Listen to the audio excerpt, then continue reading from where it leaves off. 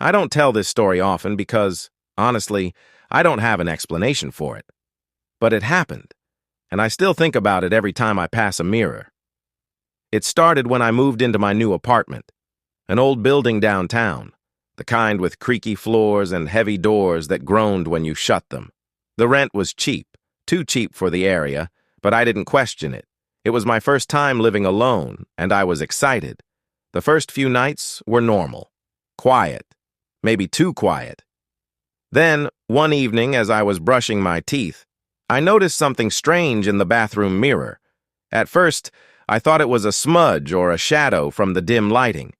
But when I leaned in closer, my stomach dropped. There was a faint outline of a man in the reflection. Not behind me, not anywhere in the room, just in the mirror. I turned around so fast I almost tripped. But my bathroom was empty. Just me, my towel hanging on the rack, and my toothbrush in my shaking hand. I turned back to the mirror. The figure was still there. He stood in the far corner, barely visible, his face just blank. No eyes, no mouth, just a shadowy form, watching me. I stumbled out of the bathroom, heart racing. I barely slept that night. The next morning, I convinced myself it was just my mind playing tricks on me. Maybe it was just a weird pattern in the glass. Maybe I was overtired. But after that night, things got worse. Every time I passed a reflective surface, mirrors, windows, even the dark screen of my turned-off phone, I would catch glimpses of him, always in the same spot, always watching. I stopped using my bathroom mirror. I covered it with a towel, but it didn't help. He still found me in other reflections. Then one night, I woke up around 3 a.m., feeling unbearably cold. My room was dark, but I had that awful, suffocating sense that I wasn't alone. I turned my head slightly, just enough to see my closet. That's when I realized I had forgotten about the full-length mirror on the closet door.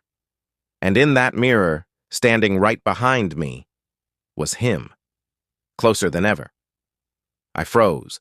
I couldn't move, couldn't even breathe. My body was stiff with fear. Then, slowly, his head tilted, like he knew I could see him, like he had been waiting.